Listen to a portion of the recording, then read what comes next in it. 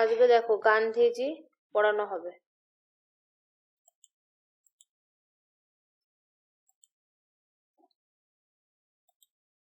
সিলেবাসটা প্রথমে দেখে নাও। হ্যাঁ, তোমাদেরকে প্রথমেই বলেছি সিলেবাসটা কিন্তু ডাউনলোড করবে, সিলেবাসটা কাছে রাখবে, সিলেবাসটাকে অন্তত মনে রাখবে কি কি আছে, কার কার মানে কোন দার্শনিকের কোন কোন টপিক পড়তে হবে এগুলো মনে রাখবে।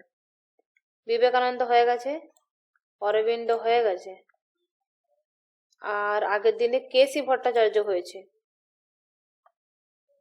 আর আজকে হবে তোমার গান্ধী। গান্ধী কোথায় আছে? ঠিক আছে, গান্ধী কই, এই যে আজকে হবে গান্ধী। গান্ধী টপিক গুলো দেখে নাও। এক এক দিনে কিন্তু এখন একটা একটা করে কন্টেম্পোরারি ফিলোসফারকে কিন্তু করানো হচ্ছে। কিছু কিছু জিনিস যেগুলো নেটেতে পড়ে কিন্তু সিলেবাসটা ধরে এখন পড়ানো হচ্ছে, মানে মেন যে মূল কনসেপ্টটা সেটা বোঝানো হচ্ছে এখন, তার সাথে কিন্তু এমসিকিউ সলভ হবে। ছোট ছোট আজকে এমসিকিউ রেখেছি, কতগুলো সলভ করব। আর তোমার এটা কমপ্লিট হয়ে যাওয়ার পরে পুরোটা যেগুলো যেগুলো কিছু কিছু মনে হবে যেগুলো ছেড়ে গেল সেইগুলো, প্লাস কিছু আরো টপিক আছে যেগুলো এখানে সিলেবাসে নাই কিন্তু কোশ্চেন আসে, সেইগুলো দেখে অন্য একদিন একটা দুটো ক্লাস এক্সট্রা নিয়ে হয়ে যাবে।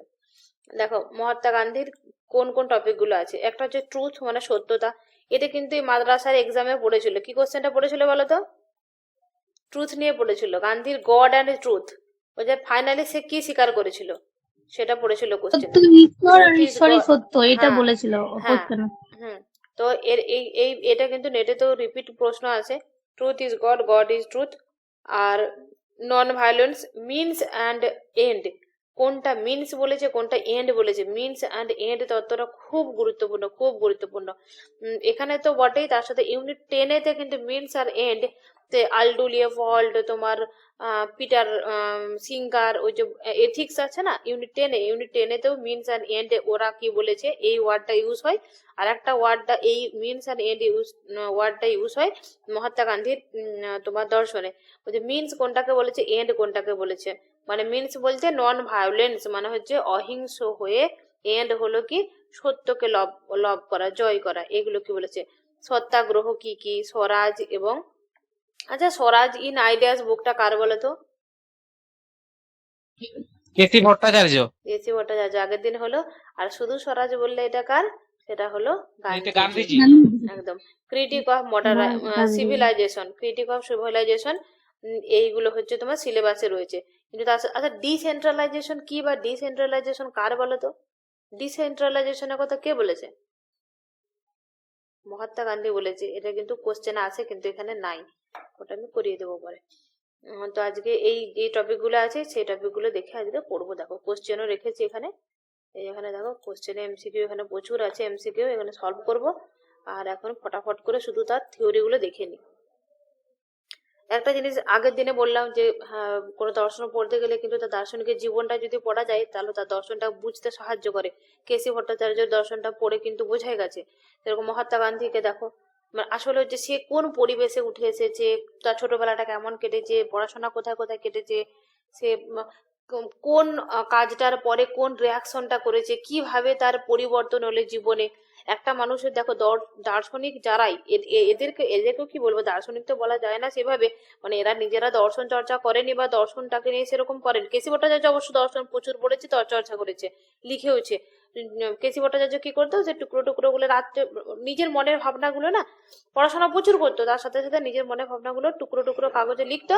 আর ঘরের এপাশ ওপাশ ছুঁড়ে ফেলে কাগজগুলো ফেলে দিত। তার ওয়াইফ মর্নিং এ উঠে সেই কাগজগুলোকে টুকরো টুকরো গুলো কুড়িয়ে সেইগুলো গুছানো অবস্থায় বই আকারে পরে প্রকাশ পেয়েছে, তার লেখা বইগুলো বা তার লেখা ইয়েগুলো।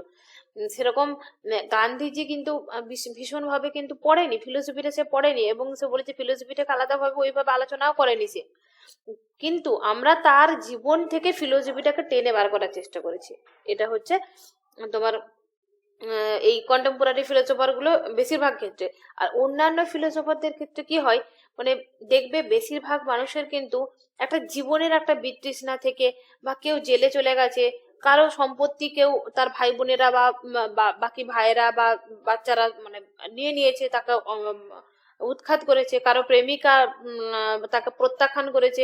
এইভাবে জীবনের বিভিন্ন ঘাত প্রতিঘাতে বা বিভিন্ন বিভিন্ন ওই তার চড়াই উতরাই যে এসেছে সেই মুহূর্তে কিন্তু তাদের জীবনের পরিবর্তন এসেছে, আর ফিলোসফিতে তারা ঢুকে গেছে, ফিলোসফি পড়তে শুরু করেছে এবং লিখতে শুরু করেছে। এগুলো হচ্ছে দর্শনের তো যে মেন গোড়াটা আর কি, মানে তাদের কিভাবে পরিবর্তনটা এলো, জীবনের পরিবর্তনের সাথে সাথে কিন্তু দর্শনটার উন্নতি হয়। আর এখানে তোমার কন্টেম্পোরারি ফিলোসফারদের কিন্তু সেটা নয়, আমরা কিন্তু সেই ফিলোসফার মানে যে ব্যক্তিগুলো আছে তাদের জীবনের থেকে ফিলোসফিটাকে টেনে বার করেছি।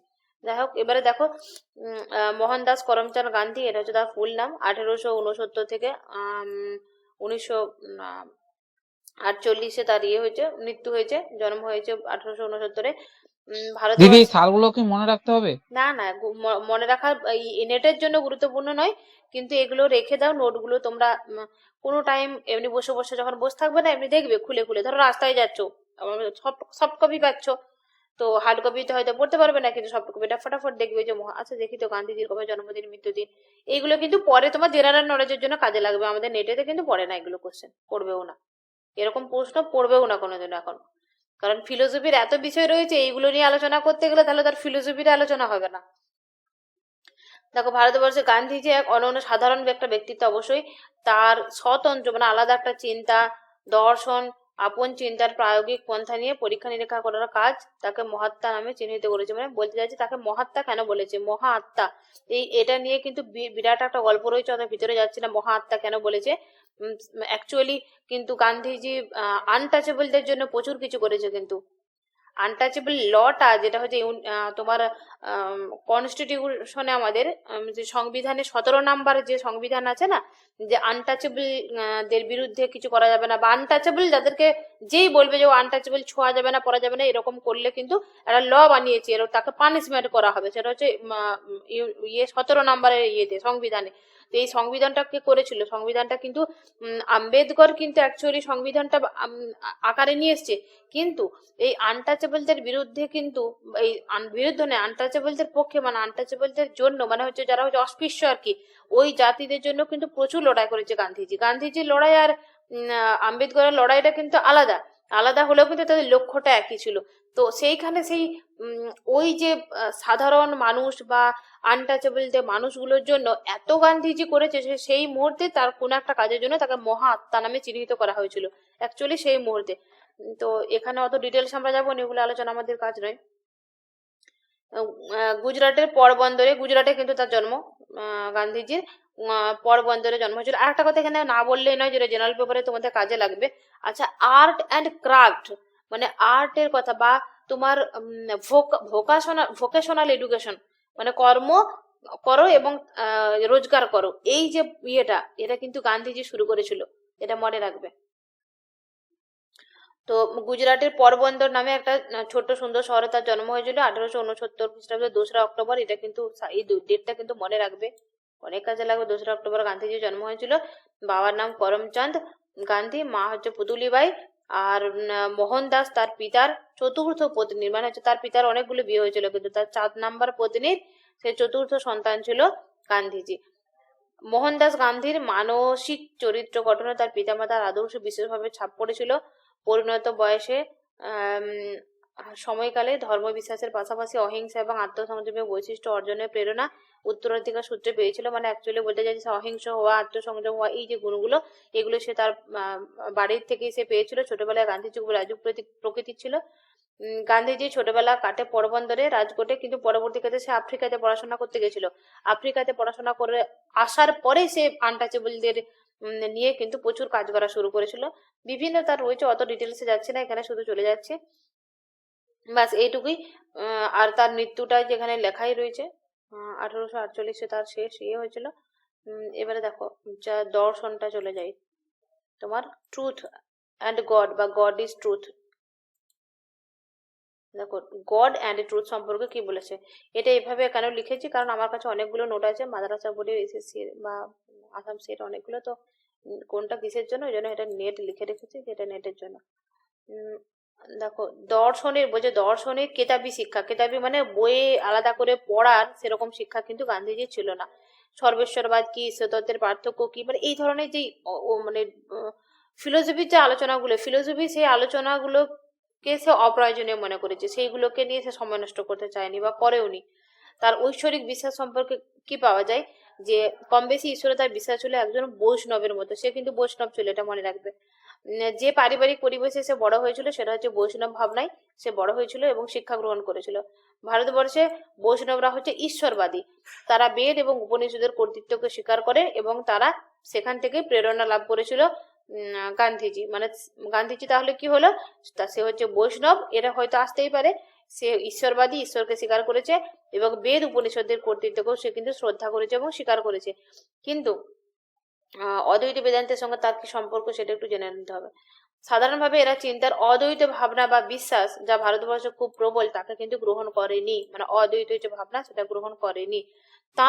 তার মতে, মানে এখানে হচ্ছে লাল করে যেটা আসলে শঙ্করের মতে জগতের যা বাহ্যিক সত্য বলে প্রতিভাত হচ্ছে সেটা অধিবিদ্যার দিক থেকে মিথ্যা। মানে আমরা বলতে চাইছি, আমরা প্রকৃত জ্ঞান হলে জগৎটা মিথ্যা হয়ে যাবে, বাইরে যেটা জগৎটা আছে সেটা এখন প্রতিভাত হচ্ছে, কিন্তু প্রকৃত জ্ঞান হলে বা অধিবিদ্যার জ্ঞান হলে তখন সেটা মিথ্যা হয়ে যাবে। স্বাভাবিকভাবে অদ্বৈত বৈদান্তিকরা কখনোই জগতের সৃষ্টিকর্তা এবং ঈশ্বরের প্রয়োজন অনুভব করেনি। পার্থক্যটা এখানে দেখো, অদ্বৈত বেদান্তে কি বলা হয়, যে জগৎকে সৃষ্টি করেছে ঈশ্বর, এই যে ঘটনাগুলো এগুলো কিন্তু প্রকৃতভাবে স্বীকার করেনি। ওরা অদ্বৈত বৈদান্তিকরা বলেছে যে জগতের সৃষ্টি, মানে সৃষ্টি করেছে, ধ্বংস হবে, এসব কোনো কিছু নেই। আমরা সামনাসামনি যেগুলো দেখি বাইরে থেকে, যে জগৎ উৎপন্ন হচ্ছে, আবার থাকছে, স্থিতিও থাকছে, আবার লয় মানে ধ্বংস হয়ে যাচ্ছে, বলছি এটাও যে হচ্ছে, এটাও একটা বাহ্যিক ভাবে আমরা দেখছি, এটাও হচ্ছে আমাদের ভ্রমবশত আমরা দেখছি, আমাদের জ্ঞান প্রকৃতপক্ষে নাই বলে এগুলো আমরা দেখতে পাচ্ছি। যখন আমাদের জ্ঞান হয়ে যাবে তখন এগুলো আমরা দেখতে পারবো না।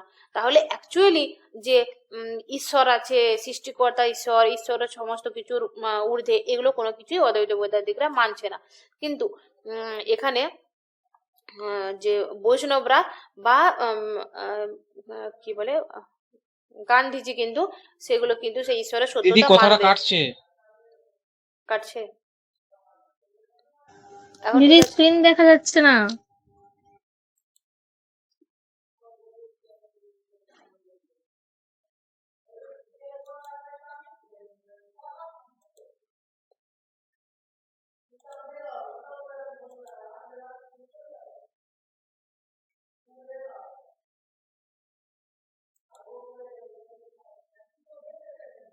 দেখা যাচ্ছে না? হ্যাঁ দিদি দেখা যাচ্ছে। দেখো স্বাভাবিকভাবে কি বলছে, বৈদান্তিকরা কিন্তু তাহলে কি হলো, সৃষ্টিকর্তা বা ঈশ্বরের প্রয়োজন আছে এগুলো কিন্তু সেভাবে মানছে না। আর বৈষ্ণবরা কিন্তু এই জগতের সত্যতাকে তারা স্বীকার করে। অ্যাকচুয়ালি জগতের যে সত্যতাটা সেটা কিন্তু অদ্বৈত বেদান্ত মানছে না। কিন্তু বৈষ্ণবরা, মানে বৈষ্ণব বলে এখানে গান্ধীজি, এরা কিন্তু জগতের যে সত্যতা সেটাও মানছে এবং ঈশ্বর সৃষ্টি করেছে, ঈশ্বর আছে এটাও কিন্তু মানছে। জগতের সৃষ্টিকর্তা রক্ষাকর্তা হিসাবে একটা অদ্বৈত বৈদান্তিক এবং বৈষ্ণব চিন্তাবিদদের মধ্যে যে পার্থক্য সেটা আমরা দেখলাম।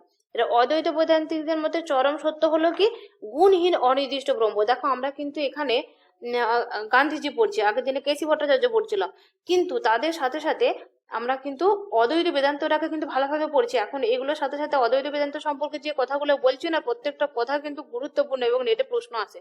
মানে শুধু গান্ধীজির কথাগুলো নেবে আর অদ্বৈত বেদান্ত গুলো কিন্তু স্ক্রিপ্ট করে যাও না, বাদ দিয়ে যাও না। আর কেন কেন বলছি এগুলো ইন্ডিয়ানদের সঙ্গে অদ্বৈত বেদান্তটা কেন আসছে বেশি করে, কারণ আমাদের কিন্তু বেদকে নিয়েই কিন্তু সমস্ত ভারতীয়দের আলোচনা।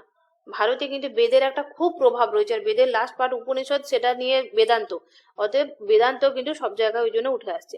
তাহলে অদ্বৈত বৈদান্তিকদের মধ্যে চরম সত্য হলো কি, ওরা কিন্তু দেখো শঙ্করের মতে কিন্তু ব্রহ্ম কি নির্গুণ। যতগুলো অদ্বৈত বেদান্তিক রয়েছে সবাই কিন্তু সগুণ ব্রহ্মের কথা মানে।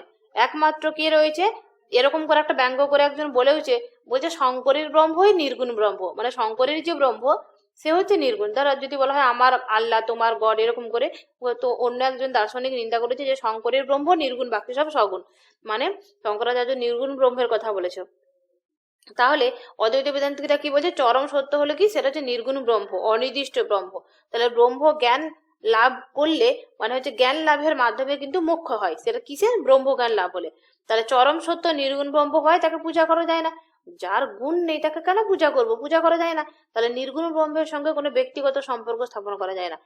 যার গুণ নেই, তার সাথে ব্যক্তিও, মানে আমরা কি অ্যাকচুয়ালি দেখবে হিন্দু ধর্মে কি হয়, দুর্গা মা, কালী মা, তোমার শিব ঠাকুর, তো এরকম তো এক একটা ব্যক্তি হিসাবে তো পুজো করা হয়। কিন্তু অদ্বৈত বেদান্তে বলছে যেহেতু নির্গুণ, তার কোনো গুণ নেই, তাকে ব্যক্তি মানুষের সঙ্গে তুলনা করা যায় না এবং তাকে পূজাও করা যায় না, তাই ভক্তি করা বা ঈশ্বরের মতো করে পূজা করা এই ব্যাপারগুলো অদ্বৈত বেদান্তে আসে না।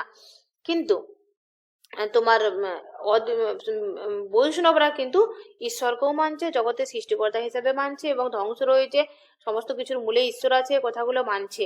তাহলে হচ্ছে বৈষ্ণব চিন্তাবিদরা ঈশ্বরকে ব্যক্তিত্ব সম্পন্ন ঈশ্বর বলে ভাবছে। আর ব্যক্তিত্ব সম্পন্ন মানে কি, তারা পূজা করবে। তাদের মতে আবেগহীন নিষ্পৃহ দিদি হ্যাঁ তার মানে বৈষ্ণব চিন্তাবিদরা ঈশ্বরকে সগুণ বলেছে, তাই তো? হ্যাঁ, একদম তার মানেই তাই। তাহলে তাদের হ্যাঁ, হ্যাঁ। তাদের মতে আবেগহীন নিষ্পৃহ শীতল জ্ঞান মার্গ কখনোই ঈশ্বরের সঙ্গে উষ্ণ সম্পর্ক স্থাপন করতে পারছে না। তার মানে কি হলো, বৈষ্ণবরা বলছে শুধু জ্ঞান মার্গের দ্বারা, মানে জ্ঞান হয়ে গেল, জ্ঞানের দ্বারা শুধুমাত্র ঈশ্বরকে লাভ করা যায় না।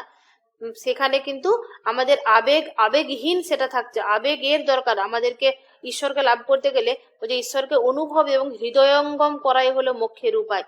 তাহলে বৈষ্ণবদের মতে কি হলো, বৈষ্ণবদের মতে এখানে দেখো বৈষ্ণবদের মতটা পড়ে নিলে, আর বৈষ্ণবদের মতটা স্বীকার করেছে তোমার গান্ধীজি।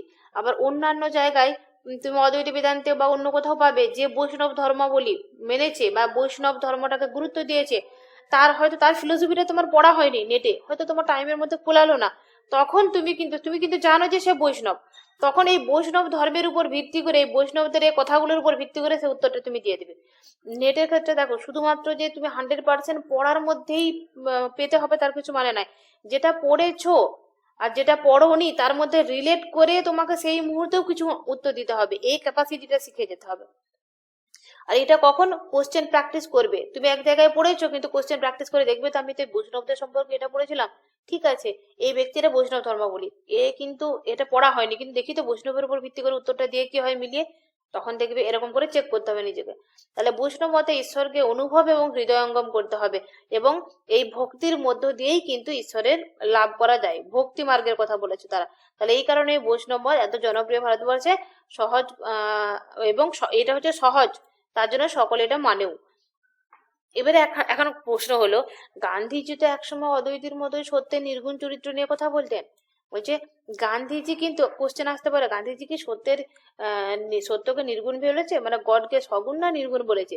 ও কিন্তু অ্যাকচুয়ালি একদিক থেকে নির্গুণ বলেছে, সেই নির্গুণ বলেছে, কিন্তু কোন পরিপ্রেক্ষিতে বা কোন ভেবে বলেছে সেটা দেখো। আমরা একটা কোনো কথা বলি কিন্তু আমরা মনের মধ্যে কি ভাব, মুখে কথাটা একই কিন্তু তার মিনিং অনেক সময় দুরকম হয়। সেরকম দেখো গান্ধীজি কি বলছে, অদ্বৈতের মতো বলেছে সে নির্গুণটা মেনেছে, সত্যের বা গডের চরিত্রটা, কিন্তু কিভাবে বলছে দেখো, বলছে সে এই বিশ্বাস থেকে বলেছে যে একজন প্রকৃত ঈশ্বর বিশ্বাসীর ঈশ্বর ভক্তির কাছে তাত্ত্বিক সগুণ নির্গুণ বিভাজন অর্থহীন এবং অপ্রাসঙ্গিক। বলছে মানে আমরা সে বলি না যে আমাদের একটা ধর্মের কথা রয়েছে যে নামাজ পড়ছি ডিস্টার্ব করবে না, এরকম চিৎকার করা হচ্ছে কেন। আবার অপরজন যে ডিস্টার্ব করে সে বলবে আচ্ছা তুমি যদি নামাজই পড়ছো, তুমি যদি ভালো করে মানে প্রার্থনাই করছো, তো তাহলে তোমার অন্যদিকে ধ্যান যাবে কেন? তোমার ধ্যানটা ওইদিকে থাকবে, তো তুমি তারপরে ঠিক মতো করছো না। এরকম যারা নেগেটিভ পার্সন তারা কিন্তু এরকম কথা বলে।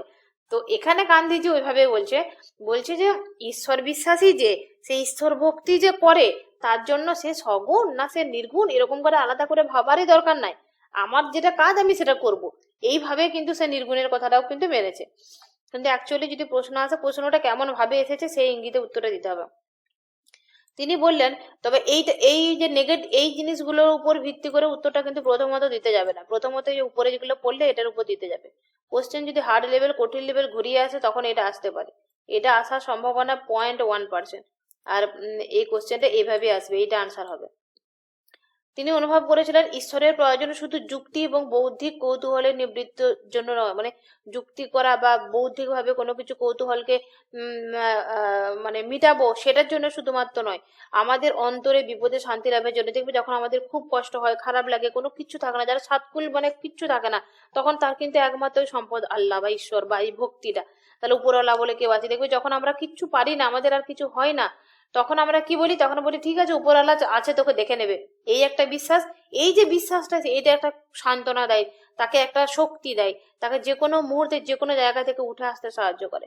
আর একটা ইয়ং ইন্ডিয়া পত্রিকাটা কিন্তু গান্ধীজির, এটা কখন করেছিল এবং এই পত্রিকায় কি কি লেখা হতো জানো তো? এই ইয়ং ইন্ডিয়া পত্রিকাতে স্পেশালি কিন্তু আনটাচেবলদের নিয়ে খুব লেখা হতো। হচ্ছে কি লেখা ছিল দেখো, এই লাইনটা তুলে দিয়ে দিতে পারে, যেটা কে বলেছে, অনেকগুলো কন্টেম্পোরারি ফিলোসফার দিয়ে দিবে। He is no God who merely satisfy the intellect. বলছে গড হচ্ছে সে নয়, মানে যে শুধুমাত্র বুদ্ধির দ্বারাই সে স্যাটিসফাই হবে, তোমার বুদ্ধি আছে মানে তোমাকে আমি সব দিয়ে দেবো, সেটা গড নয়। If he ever does God to be God must rule the heart and transform. মানে এটা বলছে গড হচ্ছে সেটাই যেটা মাস্ট রুট, বলছে তার হার্ট দিয়ে এবং ট্রান্সফর্ম হবে, মানে হৃদয় অঙ্গম, মানে হৃদয়ে দিয়ে তাকে পাওয়া যাবে, শুধুমাত্র বুদ্ধি দেওয়া নাই। তাহলে ঐশ্বরিক যে চিন্তন গান্ধীজির ভাবনা জগতে এক সমস্যা সৃষ্টি করেছিল। তিনি একদিকে ঈশ্বর এবং অপরদিকে সত্য। বলছে ঠিক আছে, ঐশ্বরিক যে চিন্তা এতক্ষণ রইলো, বলছে এই ঐশ্বরিক চিন্তনটাকে বা ঈশ্বর কি এটাকে ব্যাখ্যা করতে গিয়ে আরো কিছু বলছে। বলছে একদিকে ঈশ্বর অপরদিকে সত্য, উভয়কে একে অপরের পরিপূরক বলেছে, মানে একটাকে দেখলে অপরটাকে দেখা হয়, এরকম করে বলছে। তার কাছে সত্য হলো নৈর্ব্যক্তিক, অথচ ঈশ্বরকে গান্ধীজি একজন ব্যক্তি হিসেবে গ্রহণ করেছেন। এগুলো হচ্ছে কন্ট্রাডিক্টরি হচ্ছে। বলছে সত্য হচ্ছে নৈর্ব্যক্তিক, মানে অ্যাকচুয়ালি এভাবে বলতে পারা যেতে পারে, মানে আমি আমার নিজের ব্যাখ্যা থেকে বলছি, তোমরাও ভাবতে পারো তোমাদের নিজের মতো করে। দেখো শঙ্করাচার্য কি বলেছে, জগতে কোনো কিছু নেই, সমস্ত কিছু অদ্বৈত, জগতে সৃষ্টি নেই, ঈশ্বর নেই, কোনো কিছু নেই। আর যেগুলো যারা দেখতে পায় তারা আসলে ব্যবহারিক জগতে রয়েছে, তাদের জ্ঞানটা সম্পূর্ণ হয় না, তাই তারা দেখতে পায়। ঠিক এইভাবে যদি আমরা ভাবি গান্ধীজির ক্ষেত্রে, যে গান্ধীজি বলছে সত্যটাকে ব্রহ্মের সঙ্গে তুলনা করেছে, ভাবো না, যে সত্যটাকে কিন্তু ঈশ্বরের থেকেও উপরে রেখেছে। বলছে সত্যটা নৈর্ব্যক্তিক, মানে সেটা নৈর্ব্যক্তিক একদম। আর ঈশ্বরকে গান্ধীজি কিন্তু ব্যক্তি হিসাবে বলেছে। সেরকম শঙ্করাচার্য বলেছিল না, যে আমরা মায়ার দিক থেকে, জগতের দিক থেকে দেখতে গেলে জগতের সৃষ্টি রয়েছে, ঈশ্বর করেছে, কিন্তু পরমে যখন পৌঁছে যায়, যখন প্রকৃত জ্ঞান হয়ে যায়, তখন কিন্তু আমরা কিন্তু ব্রহ্মের জ্ঞান হয়ে যায়, তখন কিন্তু কোনো কিছু ব্যক্তি দেখতে থাকে না। ঠিক সেভাবে বলা যেতে পারে যে গান্ধীজি কিন্তু গডের থেকেও সত্যকে এক ধাপ উপরে দেখেছে এবং সত্যকে নৈর্ব্যক্তিকের সাথে তুলনা করেছে, এবং ঈশ্বরকে গান্ধীজি কিন্তু ব্যক্তি হিসাবে তুলনা করেছে। দেখো আমাদের ইসলাম ধর্মে একটা কথা রয়েছে, গড বলে আলাদা করে মূর্তি পূজা নেই, তাকে ব্যক্তি হিসেবে কাউকে পূজা করা যাবে না। আমাদেরও কিন্তু ইসলাম ধর্মে অনেক রয়েছে যারা ধর্ম প্রচার করে, মৌলানা, অনেকে তাকে পীর বলে, সালাম করে, মানে কিন্তু এগুলো অ্যাকচুয়ালি ঠিক না। মানে ঠিক না বলতে আবার ভুলও বলা যাবে না, কারণ কোন একটা মানুষকে ভর করে যদি কেউ যদি মানে এই নৈর্ব্যক্তিক ঈশ্বরের দিকে, প্রকৃত ঈশ্বরের দিকে, পরমের দিকে পৌঁছতে পারে, সেদিক থেকে দেখতে গেলে কিন্তু সেটাকে খারাপ বলবো না, বা সেটা মিথ্যাও নয়। কিন্তু প্রকৃতপক্ষে যে হাইয়েস্ট যেটা যাকে সত্য নৈর্ব্যক্তিক বলেছে, সেরকম আমাদের ইসলাম ধর্মে বলা হচ্ছে যে ওরকম ঈশ্বরকে কিন্তু দেখা ছোঁয়া যায় না, সে হচ্ছে নৈর্ব্যক্তিক, সে হচ্ছে মানে আলাদা একটা শক্তি, এই হিসাবে দেখা যায়। অ্যাকচুয়ালি অদ্বৈত বেদান্তের যে শঙ্করের ব্রহ্মের সাথে তুলনা করেছে, আমাদের কিন্তু ধর্মে ঈশ্বরকে ওইভাবে ব্রহ্মের সঙ্গে, ব্রহ্মের মতো করে ভাবা হয়েছে। আমি এই কথাগুলো কেন বলছি, ইসলাম ধর্ম কথাগুলো বারবার করে, কারণ ইকবালের সঙ্গে যখন কোশ্চেন আসবে, ইসলাম ধর্মকে বেস করে আনসারটা দিয়ে দিবে, উত্তরটা হয়ে যাবে। ইকবাল যখন পড়বো ডিটেলসে পড়বো। দেখো এখানে গান্ধীজিকেও যদি দেখতে যাই, তখনও কিন্তু নৈর্ব্যক্তিক এই বিষয়টা তুলছে। তুমি যে কোনো দর্শন বলো, দার্শনিক বলো, যে কোনো ভাবে দেখতে গেলে দেখবে একটা ব্যবহারিক দিক থেকে একটা জিনিস ব্যাখ্যা করছে, একটা ব্যবহারিক জগৎ থেকে বেরিয়ে ছাড়িয়ে গিয়ে একটা জিনিস ব্যাখ্যা করছে, যেটা হচ্ছে পরমের জগৎ, যেটাকে ধরা ছোঁয়া যায় না। তাহলে কি হলো, সত্য হচ্ছে নৈর্ব্যক্তিক এবং গান্ধীজি বলেছে ঈশ্বর হলো ব্যক্তি। তোমরা আছো, শোনা যাচ্ছে, বোঝা যাচ্ছে, স্ক্রিন আছে? হ্যাঁ দিদি, সব ওকে। আচ্ছা, চার্জটা তো দেওয়া হয়নি, রেকর্ড বন্ধ হয়ে যাবে, 1 মিনিট।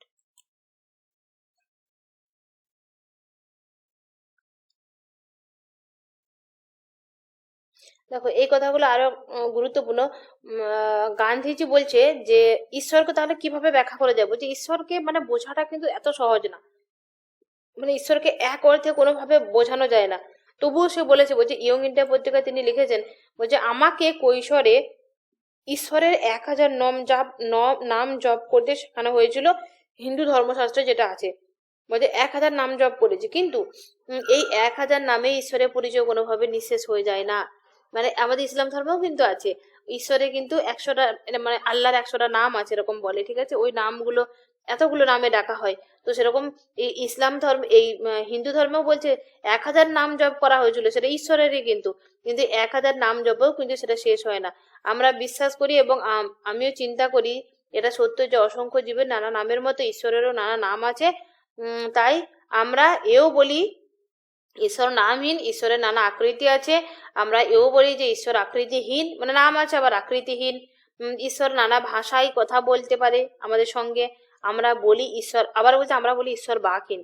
যদি মানবিক ভাষায় তার পূর্ণ বিবরণ দেওয়া সম্ভব হয় তবে আমি সিদ্ধান্তে আসবো যে ঈশ্বর হলো এক, ঈশ্বর হলো সত্য। তাহলে কি হচ্ছে, বলছে ঈশ্বরকে সেভাবে কিন্তু ব্যাখ্যা করা যায় না। ঈশ্বরের প্রচুর নাম রয়েছে, ঈশ্বরকে মানে বোঝার মতো কিছু নেই। এই বলছো বাকহীন, এই বলছে বাক আছে, এই বলছে অনেক নাম আছে, এই বলছে নাম নেই, আকৃতি আছে, আকৃতিহীন, এভাবে কথাগুলো আছে তো। কিন্তু বলছে বাস্তবিকভাবে আমরা যদি কাউকে বোঝাতে যাই তাহলে এক অর্থে কি লাস্ট কথা কি বলেছে, ঈশ্বর হলো সত্য। মানে অ্যাকচুয়ালি ঈশ্বরের থেকেও উপরে রেখেছে সত্যকে, এক ধাপ উপরে। গান্ধীজির এই উক্তি থেকে ঈশ্বর সত্যতা সম্পর্কিত বিষয়ে দুটি মূল্যায়ন পাওয়া যায়। প্রথমত তাহলে কি হলো, সার্বিক সত্যের অনুসন্ধান করতে গিয়ে তিনি বলেছেন ঈশ্বরেরই সন্ধান পেয়েছেন।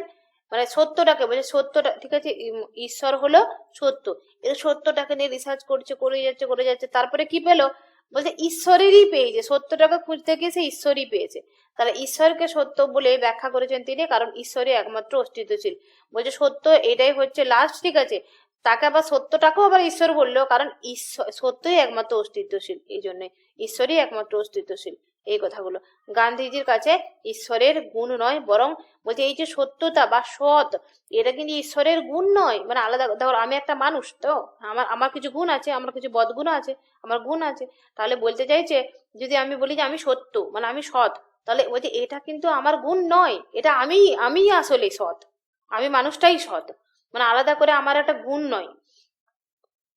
এবারে দেখো সৎ শব্দের থেকে সত্যের উদ্ভব, এটা উদ্ভবটা ইংলিশে লাগিয়ে দিয়েছি, বেঙ্গলিটা সেই মুহূর্তে হচ্ছিল না টাইপিংটা, রেড কালার করে দিয়েছি ওই জন্য। সৎ শব্দ থেকে সত্যের উদ্ভব, আবার সৎ শব্দের অর্থ হচ্ছে তোমার অস্তিত্ব। এই মানেটা মনে রাখবে, কোনো সময় পড়তে পারে। সেই কারণে তার কাছে কেবল ঈশ্বরই অস্তিত্বশীল এবং সৎ। পরবর্তীকালে তিনি বলছে, পরবর্তীকালে কি তিনি তার মত পরিবর্তন করেছেন। কোশ্চেনে কিন্তু এটা এসেছিল মাদ্রাসা বলে, দেখো যে লাস্ট পর্যায়ে সে কি স্বীকার করেছে, অ্যাকচুয়ালি সে পূর্ব মতটা পাল্টে লাস্ট যেটা স্বীকার করেছিল, বলছে প্রথমে কি বললো যে ঈশ্বরই হলো সত্য, বললো না যে সত্যকে কিন্তু উপর পর্যায়ে রেখেছে, আমি এখনই বললাম না যে এক ধাপ উপরে রেখেছে সত্যকে। ঈশ্বরটাকে ব্যাখ্যা করতে গিয়ে বলেছে ঈশ্বর সৎ, দিয়ে বলছে সত্য তাহলে কি, সেটাকে খুঁজতে পেয়েছে, বলছে সত্যটার ভিতরে আবার ঈশ্বরই আছে, ঈশ্বর ছাড়া আলাদা কিছু নেই। তখন লাস্ট মুহূর্তে সে পাল্টে মতটা বললো যে সত্যই হলো ঈশ্বর। ঠিক আছে, কোশ্চেন উত্তর হবে এটা, সত্যই হলো ঈশ্বর। প্রথমে ছিল ঈশ্বরই সত্য, এটা বলেছিল, পাল্টে হলো সত্যই হলো ঈশ্বর। বোঝা গেল এটা?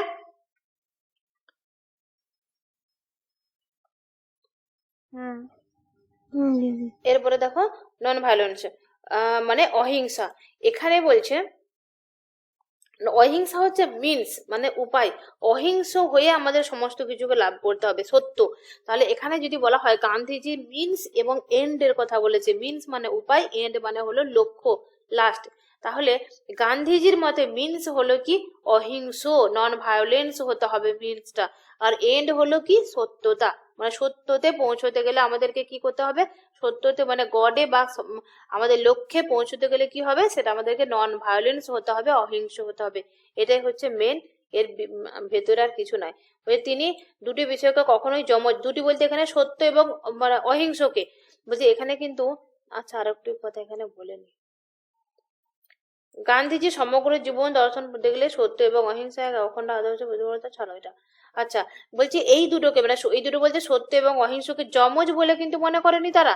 জমজ মানে কি, একটা মায়ের পেটে যখন থাকে দুটো সন্তান থাকে না, তাকে তো জমজ বলে, দুটোকে স্বীকার করা হয়। এ বলছে দুটো না, মানে অ্যাকচুয়ালি একটা মানুষ থাকে, দেখবে একটাই মানুষ, তার দুটো মাথা হয় না, জন্মায় একটাই মানুষে হয়, আবার একটা মাথা দুটো বডি হয় না, এরকম ধরনের দেখবো আমরা দেখেছি অনেক ইয়েতে, খুব রেয়ার হয় কিন্তু হয়। তো অ্যাকচুয়ালি ওইভাবে বলছে যে এই দুটি বিষয়কে জমজ বলছে না, কিন্তু আলাদা, জমজ হলে আলাদা হয়ে যাবে তো। বলছে তার মতে সত্য অহিংসার অন্তরে অবস্থিত, একটিকে অপরটিকে থেকে কোনোভাবেই বিচ্ছিন্ন করা যায় না। মানে এটাকে যদি আমি বলি সত্য, এর ভিতরে গড আছে, তাহলে আবার এই গডটাকে যদি ভাবা যায় তাহলে দেখা যাবে গডের ভিতরেও কিন্তু সত্য আছে, এরকম বলতে চাইছে।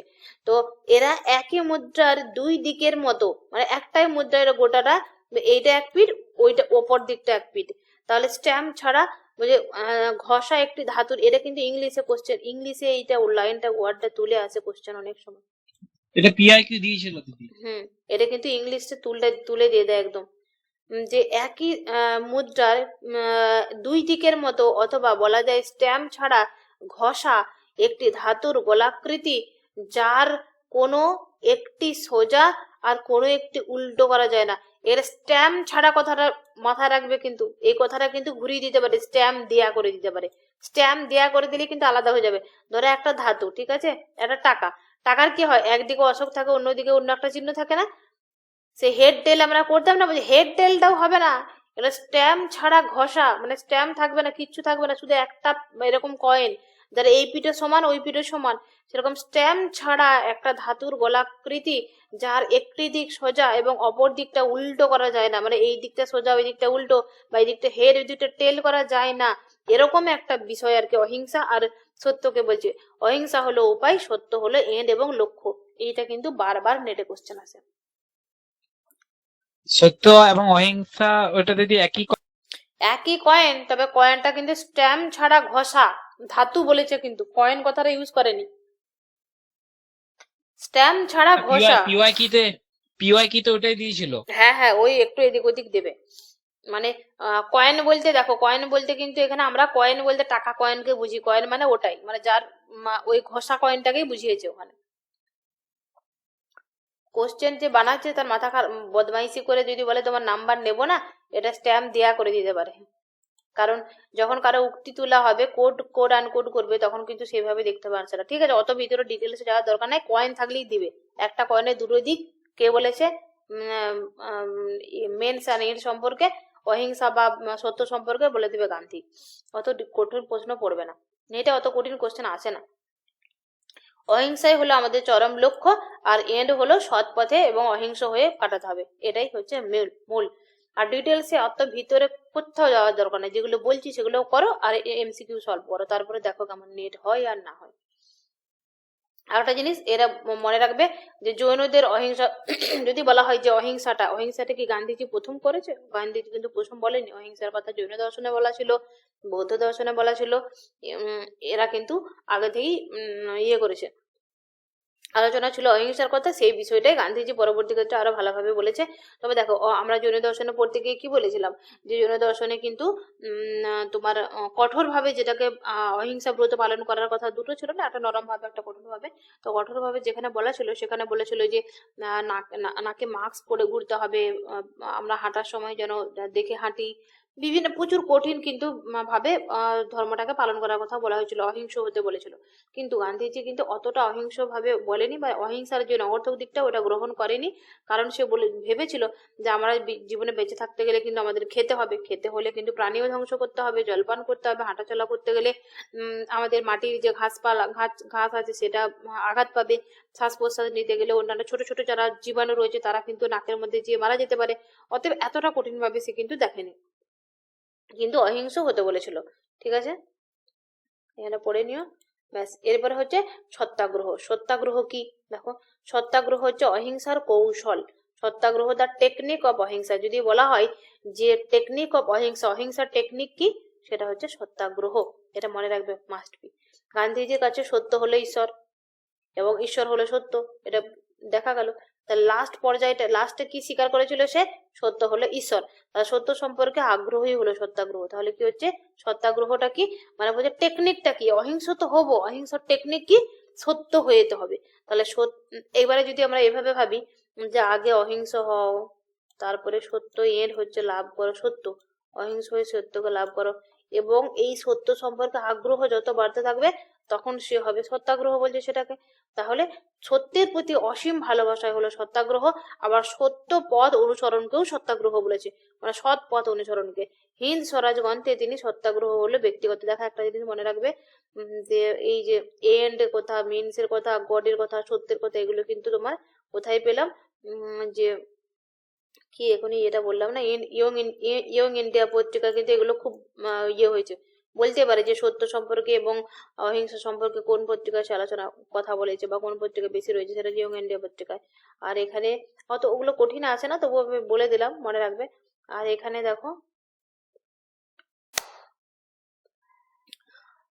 সত্যাগ্রহের কথা হচ্ছে হিন্দ স্বরাজ গ্রন্থে কিন্তু সে আলোচনা করেছে। সত্যাগ্রহ হলো ব্যক্তিগতভাবে কষ্ট স্বীকার করে অধিকার অর্জন, মানে বলছে কাউকে মেরে অধিকার অর্জনের থেকে তুমি কষ্ট করে সেটা তুমি ভোগ করো। একটা উদাহরণ দিয়েছে সে, যে ধরো কোনো একটা নিয়ম তৈরি হয়েছে, যে নিয়মটা তোমার ভালো লাগছে না, ঠিক আছে, সেটা তোমার মন মেনে নিচ্ছে না, বলে তুমি জোর করে সরকারের বিরুদ্ধে সেটাকে বন্ধ করার চেষ্টা করতে পারো। আর একটা দিক হতে পারে কি, যে আইনটা তুমি মেনে নিতে পারছো না, কিন্তু তুমি নির্দ্বিধায় সেটা সাজা গ্রহণ করে তুমি তার বিরুদ্ধে কাজ করে সেটা স্বীকার না করে সেটার জন্য যে সাজা, সেই সাজাটা তুমি গ্রহণ করে নিলে। বলছে প্রথমে যদি জোর করে সেটা বন্ধ করতে যাই, সেটা হচ্ছে দৈহিক ভাবে বল প্রয়োগ হবে। আর যেটা তুমি সাজাটা গ্রহণ করে নাও সেই নিয়মটা মেনে নিয়ে, তাহলে সেটা আত্মিক বল প্রয়োগ করা হবে। তো এখানে কিন্তু সে ওখানে কিন্তু আত্মিক বল প্রয়োগের কথা উপরে সে কিন্তু জোর দিয়েছে। গান্ধীজির মতে হচ্ছে সত্যাগ্রহ, এইটা হচ্ছে কোন ইম্পর্টেন্ট কোশ্চেন আছে, একটা মনে রাখবে যে সত্যাগ্রহ হচ্ছে হিন্দ স্বরাজ গ্রন্থে আলোচনা করেছে সত্যাগ্রহ সম্পর্কে। আর সত্যাগ্রহের কি কি গুণ থাকা দরকার, এটা কিন্তু নেটে কোশ্চেনটা এসেছে অনেকবার। তো তাকে ব্রহ্মচর্য পালন করতে হবে, দরিদ্র গ্রহণ করতে হবে, মানে দরিদ্র হতে হবে নয়, দরিদ্রতা গ্রহণ করতে হবে, মেনে নিতে হবে, ভয়হীন হতে হবে, সবসময় সত্য পালন করতে হবে, সত্য পালনের জন্য তাকে সবকিছু, সত্যের জন্য তাকে সবকিছু পরিবর্তন করতে হবে, সব সময়ই কিন্তু সত্যের পাশে থাকতে হবে। এই চারটা কিন্তু খুন। তাহলে সত্যাগ্রহের মূল চারটা যে গুণ, সেগুলো কিন্তু মাস্ট বি মনে রাখবে। ব্রহ্মচর্য পালন মানে বুঝতেই পারছো, ব্রহ্মচর্য একটা মহাব্রত, এটা পালন হচ্ছে মনকে দৃঢ় করে শক্ত করে রাখতে হবে। এবং ব্রহ্মচর্য পালন না করলে মানুষকে নির্বীজ, কাপুরুষ এবং দুর্বল হয়ে পড়ে। কারণ হচ্ছে যার কাম রিপুর উপর, মানে ব্রহ্মচর্য মানে কাম রিপুকে বশীভূত করা।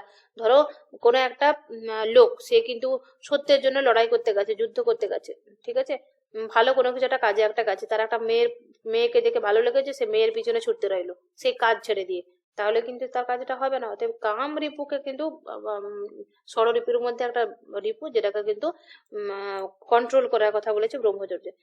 দরিদ্র গ্রহণ বলছে, দরিদ্র ব্রত গ্রহণ করায় তেমনি প্রয়োজন।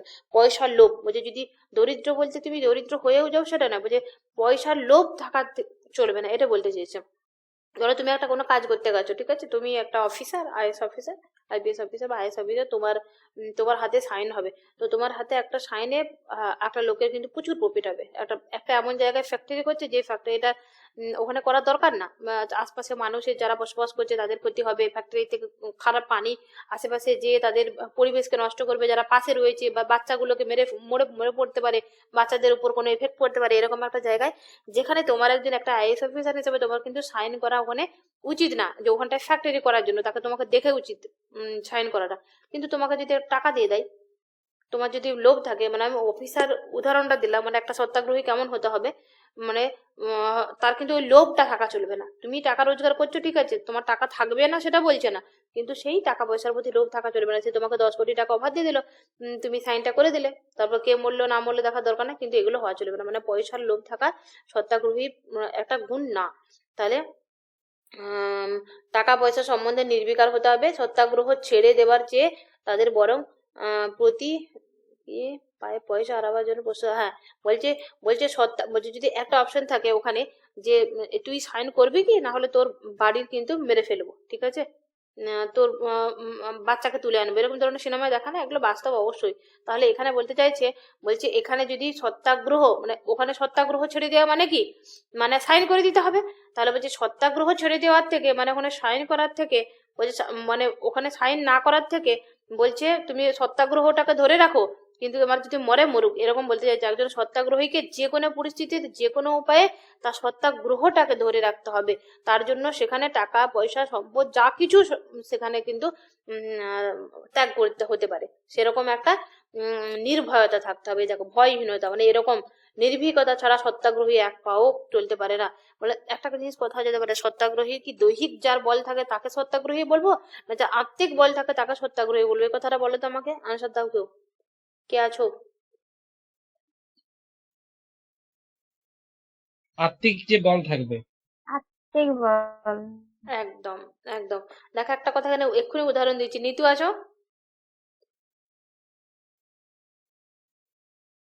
নিতু আছো?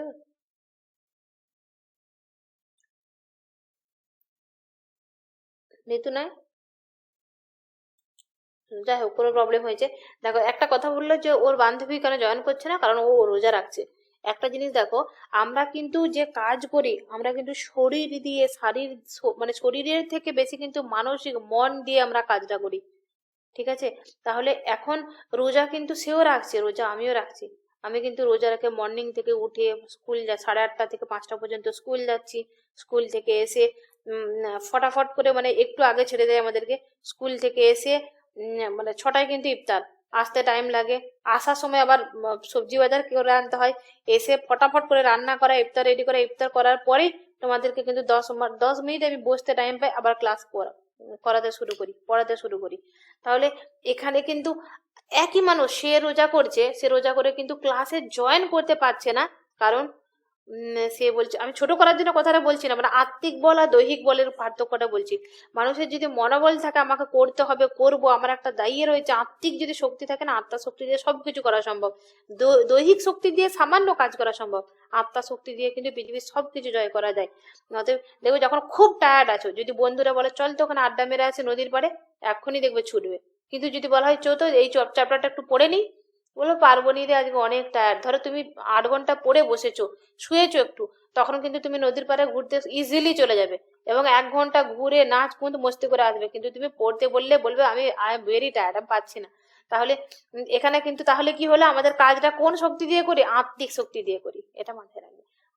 তো এটাই বলছে, নির্ভীকতা ছাড়া সত্যাগ্রহী এক পাও চলতে পারে না। তার সব রকম অবস্থাতেও নির্ভয় হওয়া চাই।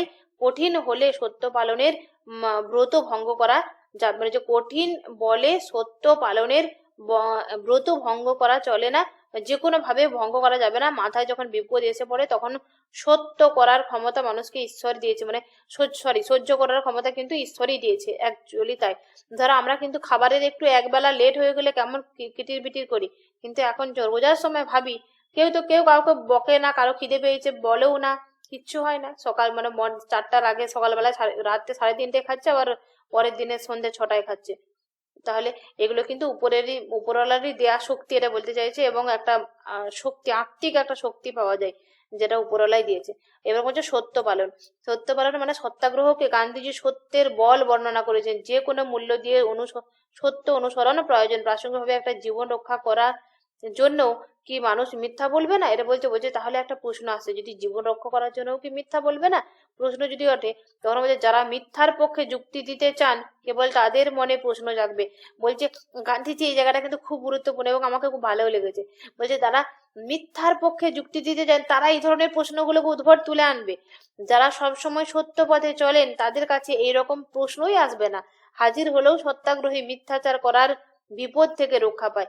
বলছে হাজির হলেও সত্যাগ্রহী যে সে মিথ্যাচার করার বিপদ থেকে রক্ষা পায়। তাহলে এবং একটা কথা বলেছি, এখানে এই কথাটা নেই, ইংলিশ ওয়ার্ডটা আমি কোশ্চেনে আলোচনার সময় বা পরে কোনোদিনও লিখিয়ে দেবো শর্ট কোশ্চেনে। এখানে একটা কথা বলেছিল, বলছে মানে ইয়ে হয়েছে, ইংলিশ ওয়ার্ডটা মাথায় আসছে না, মানে ধরো রেকর্ড অফ করে বলছি, ওয়ার্ড এবং বেঙ্গলিটা বলে দিচ্ছি আমি পরে, এই মুহূর্তে আসছে না। তো ঠিক আছে, ছেড়ে দাও। নেক্সটটা বলছি রাজনৈতিক স্বাধীনতা বা স্বরাজ কি? পলিটিক্যাল ফ্রিডম, স্বরাজ, মানে স্বরাজের কথা কিন্তু সিলেবাসে রয়েছে। দেখো ওই লাইনটা একটু মনে করবে, আমি পরে বলে দেবো, এটা কিন্তু ইম্পর্টেন্ট, নেটে কোশ্চেনটা এসেছিল একবার, আমার এই মুহূর্তে আসছে না লাইনটা। এটা হচ্ছে শর্ট মেমোরি লস বলে, কাউন্সিলিং এ পড়লাম সেদিনে। এটা আমি ভাবতাম হয়তো আমারই একার হয়, যখন তখন মনে হয় যে একটা অক্ষর লিখতে ভুলে যায়, এরকম হয়, দুম করে কোনো একটা নাম ভুলে যায়, দাদার নাম জিজ্ঞেস করলে দাদার নাম ভুলে যায়, তো এরকম হয়। তো এটা শর্ট মেমোরি লস বলে, ওটা কোনো ব্যাপার না, অনেকেরই হয়, আমার একার হয় না।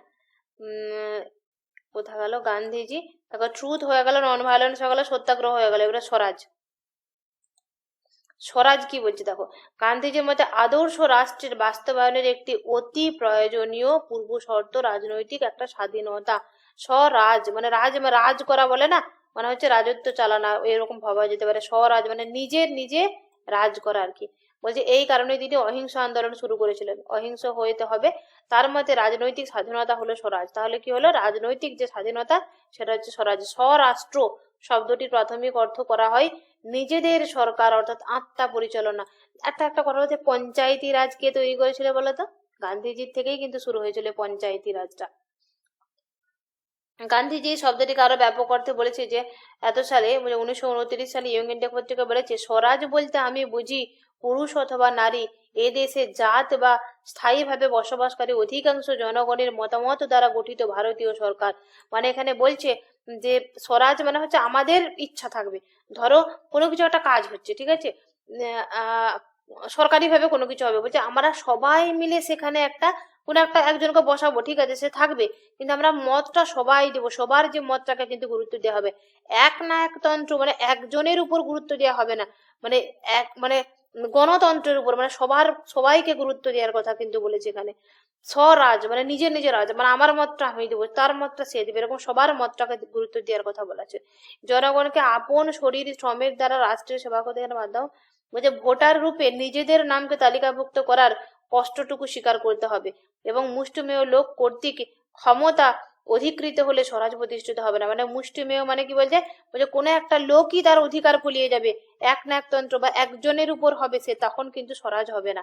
তাহলে ক্ষমতাকে সকলের মধ্যে যতদূর সম্ভব সমানভাবে বন্টনের জন্য যখন আইন হবে, তখন ওই আইন যথাযথভাবে পালিত হবে, তখনই দেশে প্রকৃত স্বরাজের পরিবেশ সৃষ্টি হবে। মানে হচ্ছে সবাইকে গুরুত্ব দেওয়ার কথা বলা হয়েছে। এই ধারণাকে পরবর্তীকালে হরিজন পত্রিকা, এই হরিজন পত্রিকাতে কি হতো জানো তো? হরিজন পত্রিকাটা কেন এসেছিল? হরিজন পত্রিকাটা সে তৈরি করেছিল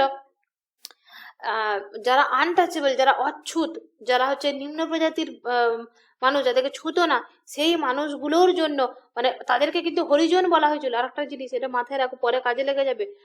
এই যে আনটাচেবলদেরকে কিন্তু হরিজন নাম দিয়েছিল। কে দিয়েছিল? সেটা হচ্ছে গান্ধীজি দিয়েছিল।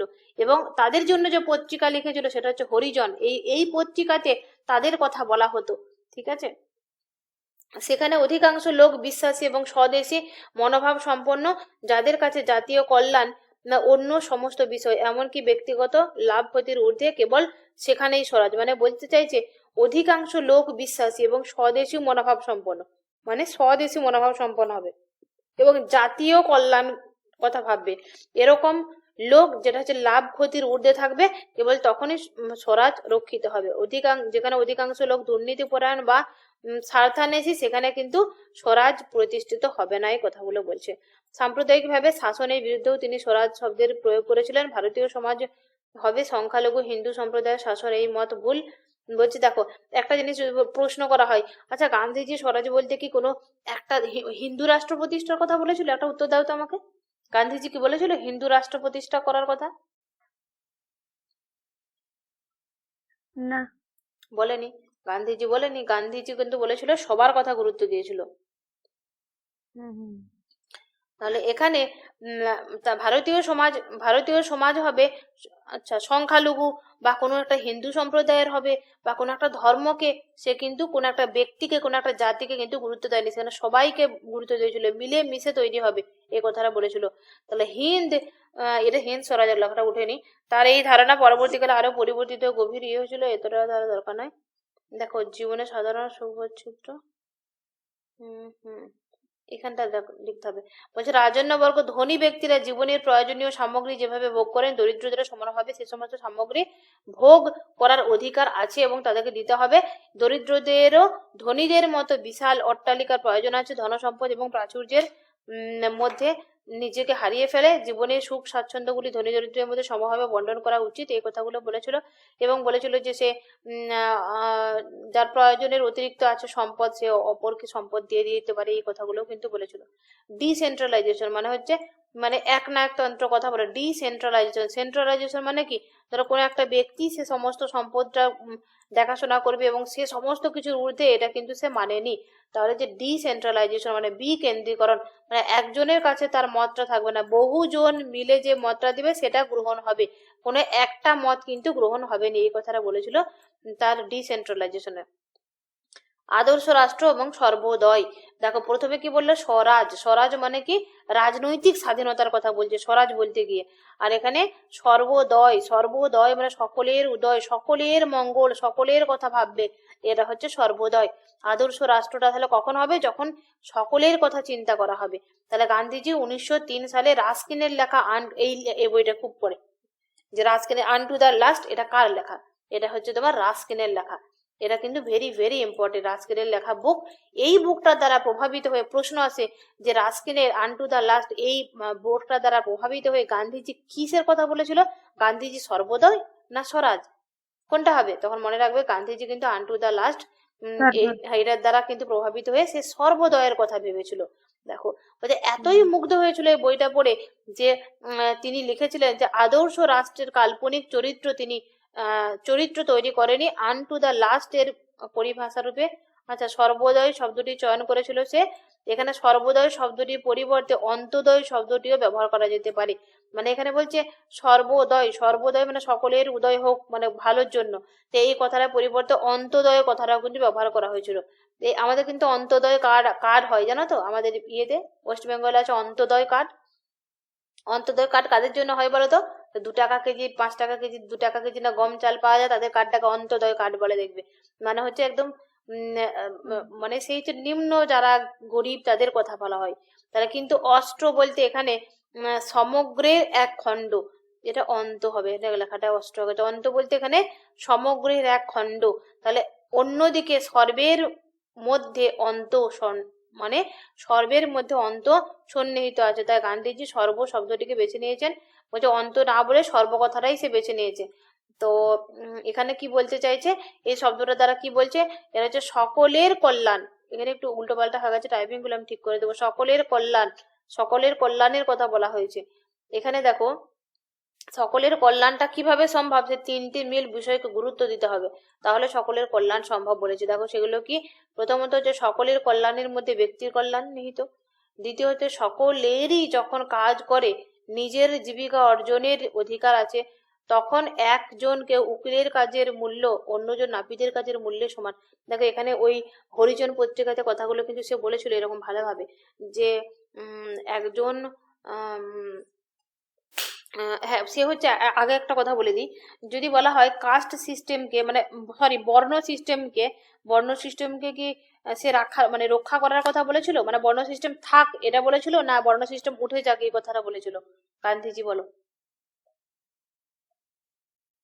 বর্ণ ওইটা সিস্টেমটা উঠে যাক ওটাই তো বলছে না, না, থাকতে কোনো বলছে, থাকতেই বলেছিল কথাটা বলছি। দেখো আম্বেদকর চেয়েছিল যে এই যে ব্রাহ্মণ, ক্ষত্রিয়, শূদ্র, এই 4টা ক্ষত্রিয় শূদ্র 4টা বর্ণ আছে না, এই বর্ণ ব্যবস্থাকে উচ্ছেদ করে দিতে হবে। যতদিন না বর্ণ ব্যবস্থাকে উচ্ছেদ করা হচ্ছে ততদিন এই আনটাচেবিলিটি মানে ওই অচ্ছুত প্রথাটা ওটা যাবে না।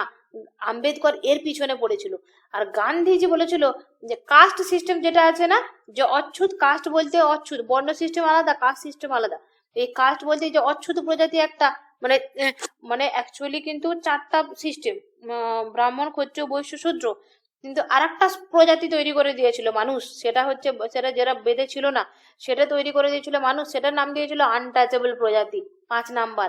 কিন্তু এখানে গান্ধীজি কিন্তু বলছে না, ওটা মানা যাবে না, 5 নাম্বার কোনো কিছু নেই। 4টা প্রজাতি আছে ঠিক আছে, 4টা প্রজাতি তাদের আপন আপন নিজের নিজের জন্মগতভাবে যেই কাজটা বা যেই বর্ণটা পেয়েছে সে সেটাকে মানুক এবং সেটাকে ভালোবেসে কাজটা করুক, এবং সমাজের মানুষদের উচিত তার কাজটাকে, তাকে সম্মান করা, তাকে ছোবো না, তাকে কিছু করবো না, তাকে অচ্ছুত ভাববো, এইগুলো ভাববো না, এগুলো রাখা যাবে না। গান্ধীজি এটা বলেছিল। আর আম্বেদকর বলছে না, জলের মধ্যে থেকে কুমিরের সঙ্গে বাস করা যাবে না, মানে কুমিরকেই জল থেকে হাঁটিয়ে দিতে হবে। মানে তোমার এই 4টা যে ব্যবস্থা রয়েছে বর্ণ সিস্টেমটা, এই সিস্টেমটাকে তুলে দিতে হবে। যতদিন না সিস্টেমটাকে সম্ভব তোলা, ততদিন এই অচ্ছুত প্রথাটা যাবে না। কারণ আম্বেদকর কিন্তু অচ্ছুত প্রজাতির একটা মানুষ ছিল, সে তো হাতে কলমে একদম ভোগ করেছে বিষয়টা। গান্ধীজি অবশ্যই সে তার প্রজাতি মানে সে অচ্ছুত না হয়েও কিন্তু সে অচ্ছুতদের জন্য প্রচুর ভেবেছে, কিন্তু অ্যাকচুয়ালি দেখতে গেলে সে আবার রাজনীতিবিদও ছিল, তার রাজনীতিটাও সেখানে যুক্ত আছে অন্যভাবে দেখতে গেলে, সেটা ছেড়ে দাও এখন। তো গান্ধীজি বলেছিল বর্ণ সিস্টেমটা থাকবে এবং সে তার আপন বর্ণ অনুযায়ী কাজ করবে, এবং একটা উকিল কাজ করে যেই মর্যাদাটা পাবে একজন নাপিতকেও কিন্তু তার সমমানের মূল্য দিতে হবে। নাপিত চুল কেটে 5 টাকা পাবে আর উকিল 5 মিনিট কাজ করে 500 টাকা পাবে, এটা নয়। নাপিতও যদি 5 টাকা পায়, উকিলও 5 টাকা পাবে, আর উকিলও যদি 5,000 পায়, নাপিতও 5,000 দিতে হবে। মানে প্রত্যেকটা কাজের সম মূল্য দিতে হবে এবং তাদেরকে সম্মান করতে হবে। প্রত্যেকটা কাজকে কিন্তু আমাদেরকে ভ্যালু দিতে হবে। আমাদের সমাজের যেমন ডাক্তারের দরকার যতটাই, ততটাও কিন্তু আমাদের ওই যারা ল্যাট্রিন পরিষ্কার করে তাদেরকেও কিন্তু দরকার রয়েছে, তাদেরকেও কিন্তু সম্মান করতে হবে। এই কথাটা কিন্তু বলেছিল, মনে রাখবে। আম্বেদকর কিন্তু বর্ণ প্রথাটা তুলে দিয়ে আনটাচেবলদেরকে আনটাচেবল বিষয়টাকে জগৎ থেকে তোলার চেষ্টা করেছে। আর গান্ধীজি কিন্তু বলেছে মানুষের মন পরিবর্তন করার মধ্য দিয়ে আনটাচেবলদেরকে রক্ষা করার কথা বলেছে। বলছে তোমাদের মনটার পরিবর্তন করো, ওদেরকে অচ্ছুত ভেবো না, এরকম করে বলেছিল। তো লাস্টে যখন আম্বেদকর পারলো না উঠে পড়ে, তখন সে কিন্তু ধর্মটাই চেঞ্জ করে দিয়েছিল। হিন্দু ধর্ম চেঞ্জ করে কিন্তু সে বৌদ্ধ ধর্ম গ্রহণ করেছিল। নিও বুদ্ধিস্ট বলা হয় আম্বেদকরকে। এই যে কথাগুলো বললাম এতক্ষণ, এটা কিন্তু আম্বেদকরের যে এখানে আম্বেদকর কিন্তু রয়েছে, আম্বেদকরের কিন্তু ফিলোসফিতে কাজে লেগে যাবে। একটা কথাও কিন্তু বাইরে বলছে না, যতগুলো কথা বলছে এই ইন্ডিয়ান কন্টেম্পোরারি কারো না কারোর সাথে যাবে। ইসলাম ধর্মের কথাগুলো বললাম, পিওআইকিউ তে এসছে, হ্যাঁ এসেছে এগুলো তো। দিদি পিওআইকিউ তে এসছে, হ্যাঁ, তাহলে আমি জানি। যতগুলো কথা বলছি ততগুলো কিন্তু নেটের সাথে রিলেট। ইসলাম ধর্মের সম্পর্কে যেগুলো ধর্ম তুলে তুলে বললাম, সব ইকবালের সাথে লাগাবে।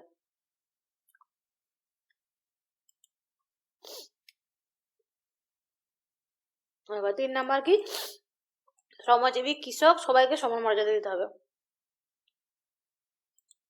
আর একটা জিনিস এটা গুরুত্বপূর্ণ, দেখো ইউটিলিটেরিয়ানিজমের কথা যদি বলা হয়, যে গান্ধীজির কোন নৈতিকতার কথা স্বীকার করেছে, সেই ইউটিলিটেরিয়ানিজমের সঙ্গে কিন্তু রয়েছে। এটা ইউনিট 4 এর সাথে রয়েছে, দেখবে ক্লাসগুলো রেকর্ড আছে, দেখে নেবে। উপযোগিতাবাদ মানে ইউটিলিটেরিয়ানিজম, এটা হচ্ছে ইউটিলিটেরিয়ানিজমের মূল কথা কি, গ্রেটেস্ট, এটা একসঙ্গে হবে, greatest good of the greatest number. মানে যেই কাজটা করলে মানে বেশি জনের ভালো হবে, সেই কাজটা করা হবে। ধরো একটা কাজ রয়েছে 5 জনের একটাই উপকার হচ্ছে, আর একটা কাজ রয়েছে সেটা 10 জনের উপকার হচ্ছে, বুঝলি 10 জনের যেই কাজটা করলে 10 জনের উপকার হবে, তুমি সেই কাজটা করো। গান্ধীজি এই নীতির কিছুটা পরিবর্তন ঘটিয়ে বললেন, বলছে এই যে greatest god of greatest number, এটা মানছে, বলছে এটাকে একটু পরিবর্তন করে বলছে, এটাও কিন্তু নেটে কোশ্চেন এসেছে, মনে রাখবে। গান্ধীজি বলেছিল সর্বাধিক সংখ্যক নয়, সকলের সর্বাধিক কল্যাণ হোক, এই কথাটা বলেছিল। এটা পড়ো তো কেউ একটু, আমার কাছে হচ্ছে, একটু ওয়েট করি, পড়ো তো এখানটা গিয়ে সব্যসাচী।